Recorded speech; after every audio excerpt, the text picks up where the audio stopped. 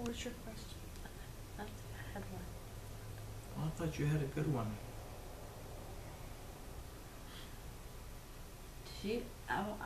I've just been thinking about what she's been thinking about all week, about the tribulation, everything that's going on.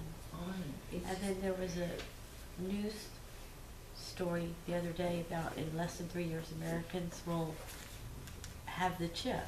I mean, it was just on the other day, and I'm thinking, you know, so I mean, my question was basically the same as, because all these things, and Greece, Greece is falling apart financially, and that's in Europe, and that's a big thing, and just there's just so much.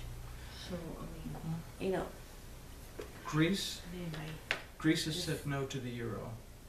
They've said no to bailouts. And they've taken a big risk saying that we're going to print our own money and we're going to be our own country again. As far as the chip, and we've been reading about the chip, and we've been reading about the implants and all this stuff for years.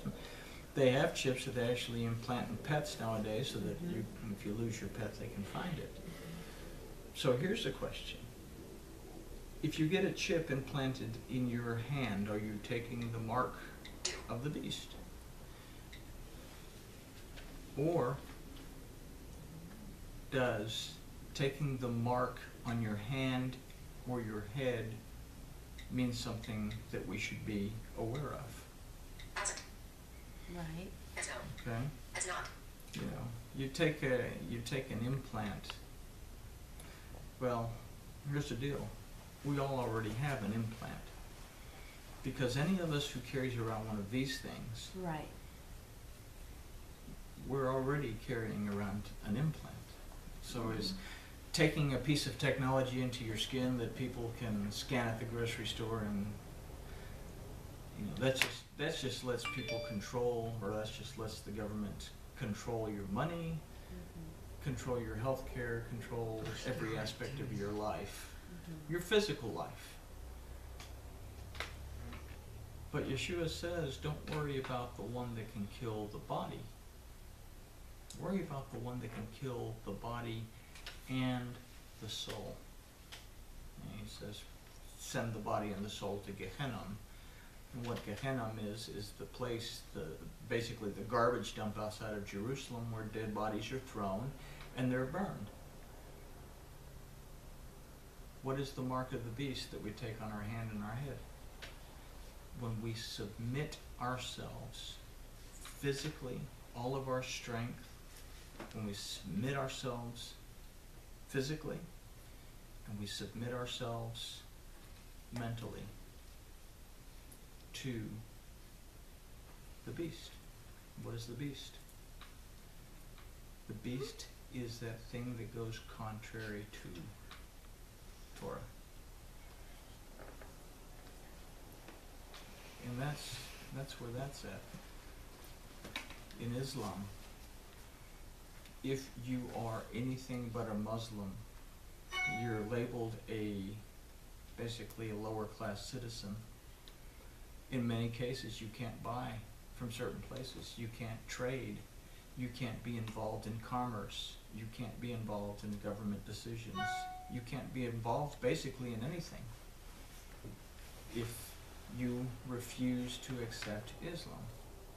And then on top of all of that, you have to pay a tax in order for them to allow you to survive. What is the fastest growing religion on the planet? Islam. What is happening in our country that's already happened in Britain? That Sharia law in Britain has been accepted and is now backed by the courts in Britain. That means that right now, if you're a Muslim and you want something done, you can go to a Sharia court that has the full backing and power of the British legal system.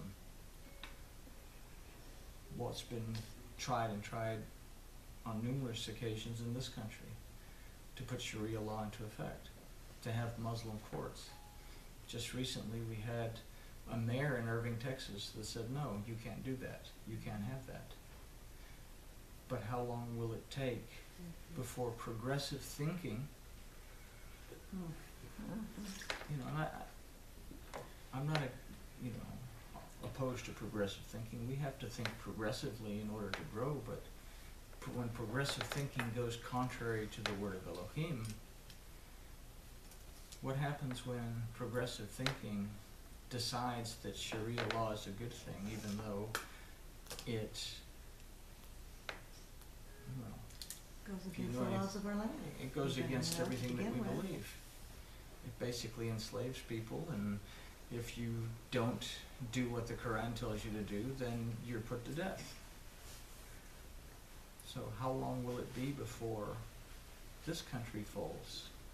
We have a president that is already, in a sense, folding on a great many things. He just has, fortunately, a legislative branch that's not willing to yield. Although we see that we have a Supreme Court that's very progressive and very liberal that could yield to anything. So it goes back to the mark of the beast not being so much to worry about what they implant in your hand as much as what do you do with your strength and what do you do with your mind? Do you submit physically and mentally to this new agenda, or do you stick by your guns and stay with Torah, even though it's going to mean you being branded as a second-class citizen? But, when you say that, how we have to stick to the word you're saying, yes, what would we do without it, But he also tells us that we have to obey the laws of the land. So when the Supreme Court people and government, all that is saying we have to do it, we can go, okay, so by him, we can go against them? I mean, can we rise up against them and say, not doing it? No. Gandhi was not a Christian, was not a Jew, was a Hindu, taught the same thing that basically Martin Luther taught, which is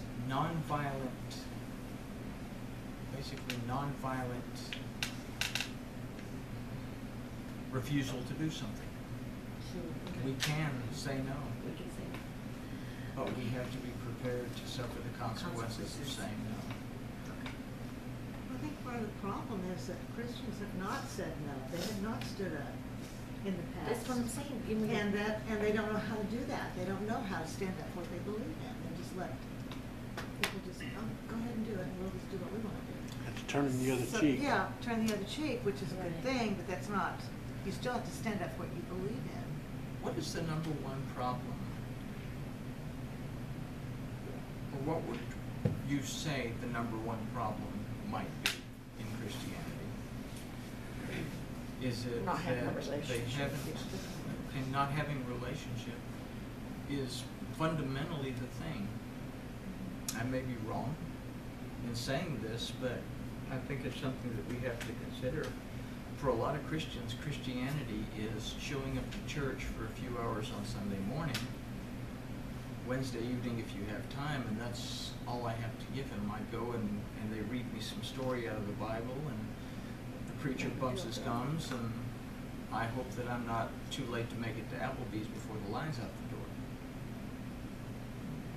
Here's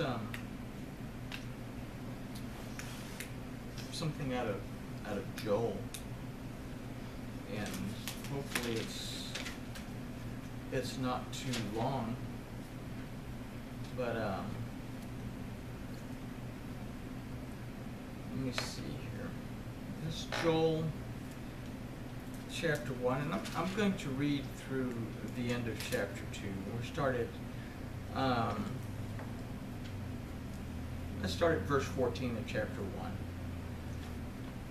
So Joel chapter 1, 14 through the end of chapter 2.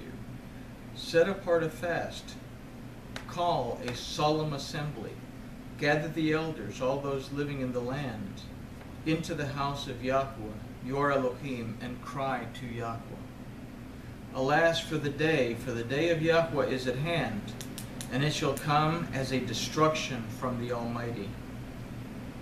Is not the food cut off from our eyes, joy and gladness from the house of our Elohim? The seed shrivels under their clods, the storage bins are laid waste, the granaries are broken down, for the grain is dried up. How the beasts groan, the herds of livestock are vexed, for there is no pasture for them, even the flocks of sheep are perishing. O Yahweh, to you I will cry, for the fire has burned up the pastures of the wilderness, and has consumed all the trees of the earth, or of the field. Stop right there. There's no fruit coming out of anything. There's no fruit. It's all being burned up. The thing that causes the fruit to come forth is being burned up. The beasts of the field also long for you, for the rivers of water are dried up, and the fire has eaten up the pastures of the wilderness. Blow the shofar in Zion, or blow the shofar in Zion. Remember Zion. And shout an alarm in my holy mountain. Let all those living in the land tremble, for the day of Yahweh approaches, and it is near. It is a day of darkness and of gloominess, a day of clouds and thick darkness, as the dawn spread out on the mornings, a great and strong people. There has never been a like, nor shall there ever be, to the years of generation to generation. A fire devours before it, and a flame burns behind it. The land is the Garden of Eden before them, yet behind them is a desolate wilderness. Yes, also there is no escape to them. Okay? They can see the garden, but they're not doing anything to run to it. Their appearance is like horses, and as of war horses, so they run. They shall leap like the noise of chariots on the tops of the mountains, like the noise of flames of fire that devour the chaff, as a strong people set in order for battle. Before their face the people shall be pained. All faces collect heat. They shall run as mighty ones. They shall go up on the wall as men of war, and they shall each go on his way. And they do not change their paths. And every man does not press his brother. They each go in his own path. And they will fall behind their weapons, and they shall not be cut off. And if they fall behind their weapons, they shall not be cut off. They shall rush on the city, they shall run on the wall, they shall climb up to the houses, they shall enter in by the windows like a thief. The earth shall quake before them, the heavens shall shake, the sun and the moon shall grow dark, and the stars shall gather in their light. And Yahweh will give his voice before his army, for his camp is very great. For he who does his word is strong. For the day of Yahweh is very great and fearful, and who can endure it? Yet even now turn to me with all your heart, and with all your fasting, when you're weeping and with your wailing, declares Yahweh.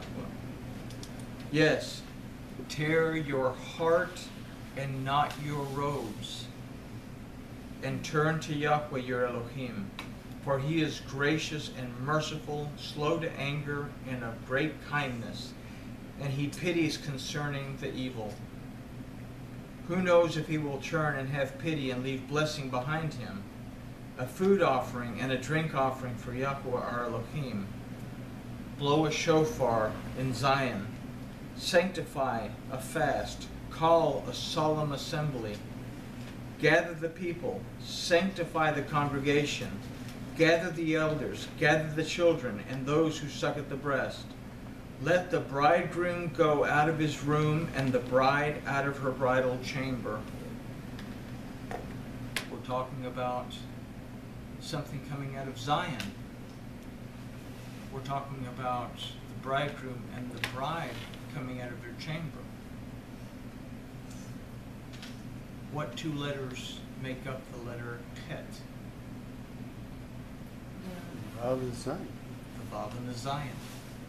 that humankind has got to yoke itself to the word of Elohim to receive his protection, his nourishment, and his rest. And we're going to read that in a second. Let the priests, ministers of Yahweh, weep between the porch and the altar, and let them say, have pity on your people, O Yahweh. Do not give your inheritance to shame. For a proverb among those of the nations, why should they say among the people, where is their Elohim? What happens when people wax cold? Why have they waxed cold? Then Yahweh will be jealous for his land and have pity on his people. Yea, Yahweh will answer and say to his people, behold, I will send you grain and wine and oil, and you shall be satisfied with it. What is grain and wine and oil? So to me, basically, that's telling you that he's going to take care of it. He's going to take care of his restoration, his word, his redemption, his deliverance. His spirit is going to protect us, nourish us, and bring us rest. If we will do what? Stand fast, In his word. believe and receive.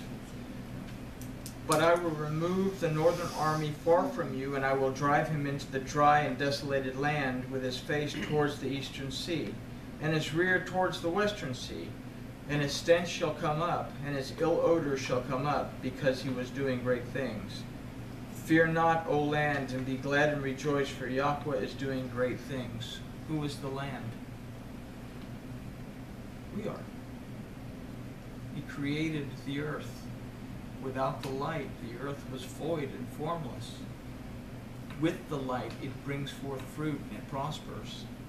If we are the land of Israel, what are we? We bring forth fruit and we prosper because Yahweh, our Elohim, prevails in our life. Fear not, O land, and be glad, rejoice, for Yahweh is doing great things. Fear not, beasts of the field, for the pastures of the wilderness grow green, for the trees bears its fruit, and the fig tree and the vine give their strength. Fig tree and the vine give their strength. Fig tree represents blessings, it represents plenty, it represents wealth. The vine represents the blessings of Elohim that bring forth the grape, which is the blessings.